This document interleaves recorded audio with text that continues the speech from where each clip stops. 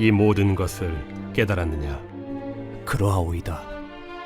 그러므로 천국에 제자된 서기관마다 마치 새 것과 옛 것을 그 곳간에서 내오는 집주인과 같으니라.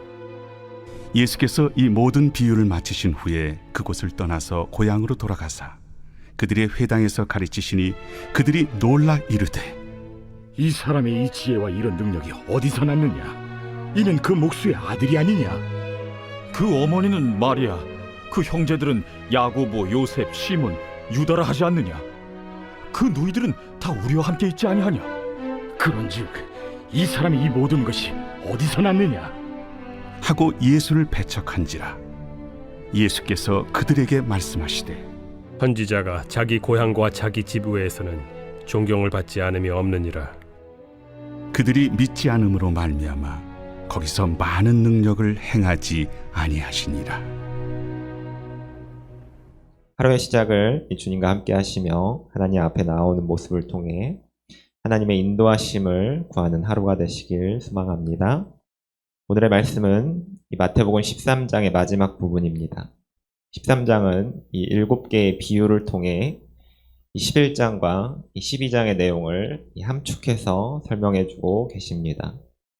13장에 나오는 비유는 이 4가지 땅에 떨어진 씨, 그리고 가라지, 겨자씨, 누룩, 밭의 보화, 그리고 좋은 진주, 그물의 비유로 이루어져 있으며, 이 중에서 4가지 땅에 떨어진 씨와 그리고 가라지 비유는 예수님께서 직접 설명해주고 계십니다.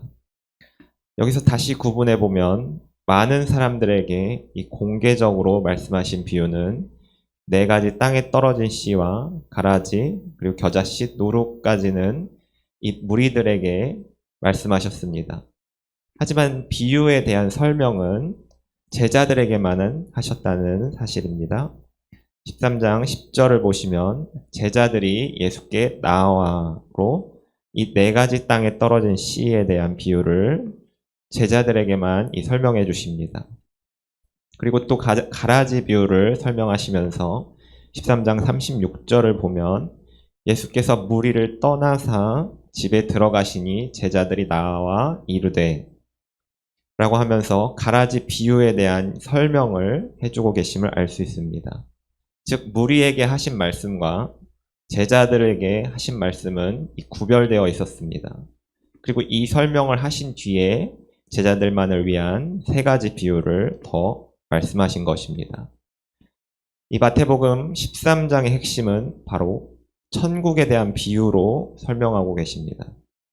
마태는 계속해서 이 4가지 땅에 떨어진 씨의 비유를 제외하고는 이 천국은이라는 단어로 비유를 시작하고 있으며 계속해서 이 하나님 나라의 진행 과정이 어떻게 되었는지, 그리고 처음 시작과 끝이 어떻게 이루어지는지, 그리고 천국의 가치가 어떤 건지 대해서 말씀해 주시고 있습니다. 여기서 첫 번째 비유인 이 4가지 땅에 떨어진 씨는 이 천국 말씀을 듣고 이루어지는 이 사람들의 반응을 나타냅니다. 즉 예수님께서는 10장에서 제자들을 부르시고 이제 복음을 전파하는 자들에게 이루어질 일들에 대해서 설명하시면서 11장과 12장에서 계속해서 예수님의 사역인 이 병을 고치시고 복음을 선포하시는 사역을 진행하십니다. 하지만 그 중에서도 예수님의 말씀을 듣지 않는 곳들이 있었고, 더 나아가 예수님의 사역에 대해서 의문을 가지고 이의를 제기하는 자들, 즉 바리새인과 서기관들이 등장해서 예수님의 사역에 대해서 회방을 놓습니다.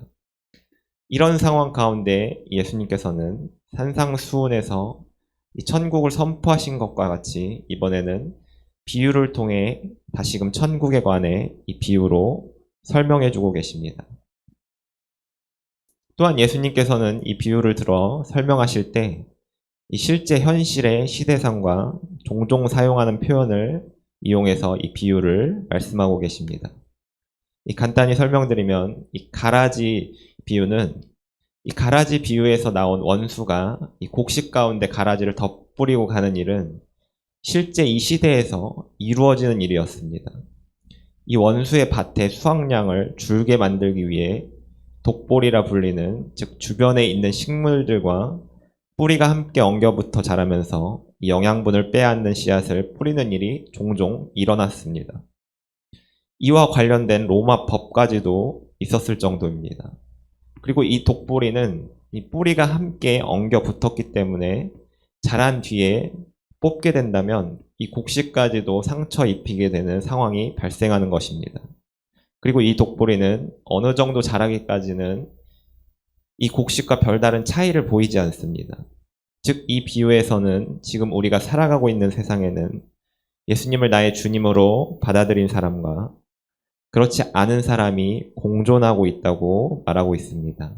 또한 아직 심판의 때가 이르지 않았기에 이들과 구분한다는 것은 불가능한 일이며 예수님께서 다시 오시는 때가 이르러야만 이들과 분리되고 하나님과 함께 있게 됩니다.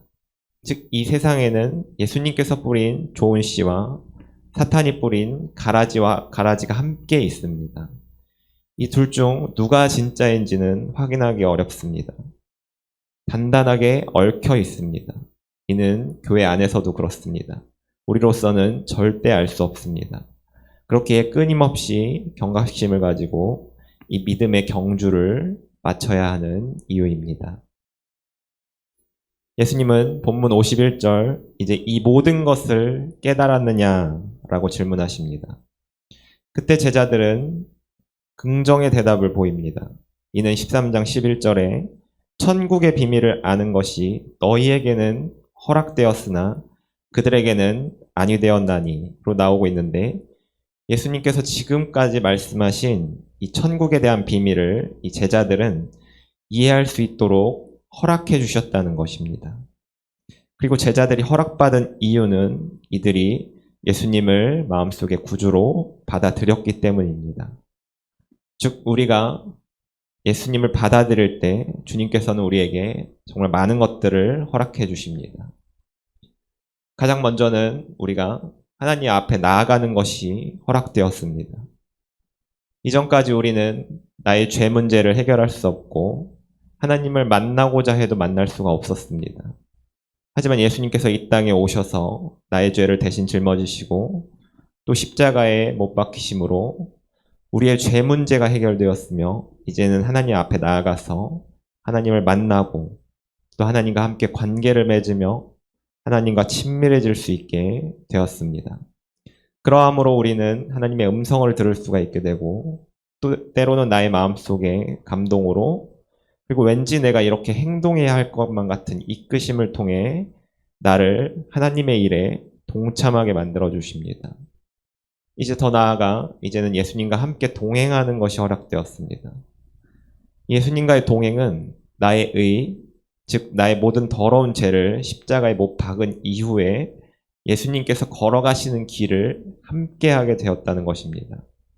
예수님과 함께한다는 의미는 나의 모든 삶 가운데 이 말씀이 나의 삶의 판단 기준이 되며 말씀이 나의 삶의 이정표로서 앞서 나가게 됩니다.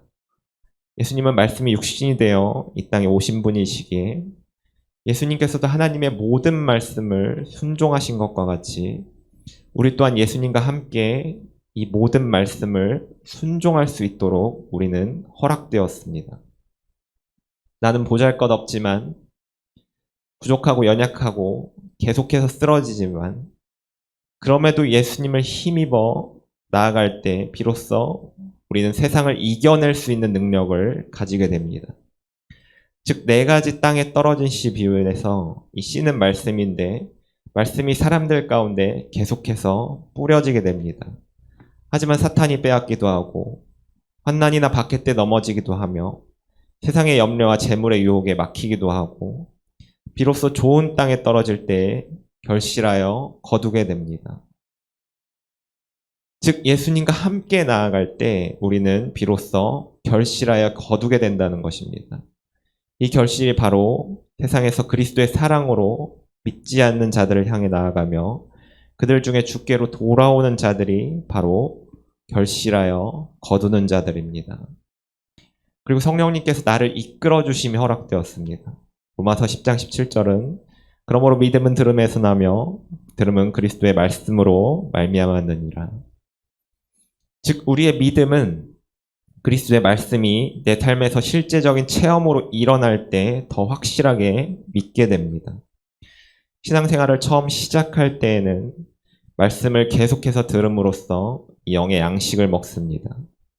그러다가 이제는 어떤 특정한 상황에서 내가 먹었던 말씀들이 생각나게 되는데 이는 성령님께서 내 안에 말씀이 떠오르게 하시는 것입니다. 그럼 이와 같은 성령님의 인도하심에 내가 순종할지 아니면 거절할지 이것을 나의 믿음의 분량대로 선택하게 되는데 이 선택에서 순종하며 나아간다면 나의 삶의 실제적인 체험이 있게 됩니다. 처음에는 작은 부분들부터 시작됩니다. 하지만 계속해서 순종할 때 결국 생명까지도 내어드리는 순종에 이르게 되는 것입니다. 아브라함은 이삭을 모리아산에서 번제로 드리라는 하나님의 음성에 순종하여 자신이 100세에 낳은 아들, 이 눈에 넣어도 아프지 않을 만큼 사랑하는 아들 이삭을 직접 죽여서 번제로 드리려고 했습니다. 이때 하나님께서는 이제야 네가 하나님을 경외하는 줄을 알았다고 말씀하시면서 아브라함을 믿음의 조상으로 세워주십니다. 본문 52절은 그러므로 천국의 제자된 서기관마다 마치 새 것과 옛 것을 그 곳간에서 내오는 집주인과 같으니라 라고 말씀하십니다. 이제 이 모든 것을 깨달았음을 시인한 우리는 이제 천국의 제자된 서기관입니다. 우리 안에는 하나님께서 말씀해 주신 구약과 예수님께서 이 땅에 오신 이후에 기록된 신약이 있습니다. 이 둘을 통해서 이 집주인인 우리는 계속해서 사람들을 초대해야 합니다. 초대한 사람들이 오든지 오지 않든지 우리는 상관할 바가 아닙니다. 그들이 복음을 듣고 천국에 대한 가치를 깨닫고 누가 예수님과 함께하게 될지는 아무도 알 수가 없습니다. 그저 우리의 역할은 그들에게 전하는 데까지입니다. 사랑하는 성도님들, 저번 주 토요일에는 저와 제 아내가 함께 전도를 나갔습니다. 그래서 전도를 나가기 전에 집에서 전도지를 이렇게 디자인하고 금요일에 이제 집에서 전도지를 만드는데 갑자기 이런 생각이 들어왔습니다. 내가 이렇게 만들어서 나가서 이 아이들이 전도가 될까? 고생만 하고 힘만 빠지는 건 아닌가? 그리고 내가 예배 준비도 해야 되고 할 일이 많은데 그냥 이 할 일을 하고 나가지 말까? 이런 생각 저런 생각이 들고 잠이 들고 그 다음 토요일에 이제 교회로 나오게 되었습니다. 1시에 와서 이곳에 와서 기도한 이후에 제 마음속엔 그래도 나가야겠다라는 마음이 다시 찾아와서 나가고자 다짐을 하고 이제 전도물품을 사고 이것저것 준비해서 아이들을 만나러 나갔을 때 아이들과 만나서 대화를 하고 또 우리 교회에 다니던 아이들도 있었고 또 우리 아이들을 아는 친구들도 만났습니다. 그러면서 제 마음속엔 이 잃어버린 어린 양에 대한 마음이 깊이 찾아왔습니다.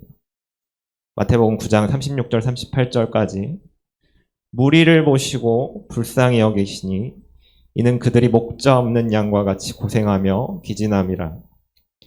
이에 제자들에게 이르시되 추수할 것은 많되 일꾼이 적으니 그러므로 추수하는 주인에게 청하여 추수할 일꾼을 보내주소서 하라 하시니라. 사랑하는 성도님들, 정말 흔들리지 않도록 기도해 주십시오. 이 끝까지 영혼에 대한 열정이 사그러들지 않도록 기도해 주십시오. 이처럼 전도를 나간 이후에 제 마음속에 매주 빠지지 않고 나가야겠다는 생각이 들었습니다. 제가 할 수 있는 것은 오직 전하는 것뿐입니다. 이 모든 것을 하나님께 맡기는 마음으로 저는 나아갈 것입니다. 저와 함께 이 사역에 기도로 동참해 주십시오. 정말 천하보다 귀한 영혼을 위해 예수님의 사랑을 가슴에 품고 나아가길 원합니다. 이제 토요일에는 주일학교는 눈썰 매장을 가고 해청은 스키장 가는 행사를 지금 계획하고 있습니다.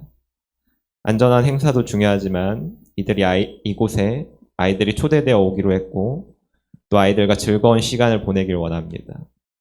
그리고 가장 중요한 것은 이 아이들에게 예수님의 사랑을 전해주길 원합니다. 그저 행사로서 끝나는 것이 아닌 이 아이들에게 줄 수 있는 가장 좋은 것, 바로 예수 그리스도를 이 아이들의 마음에 심겨줄 수 있도록 우리 모든 성도님들의 기도가 필요합니다.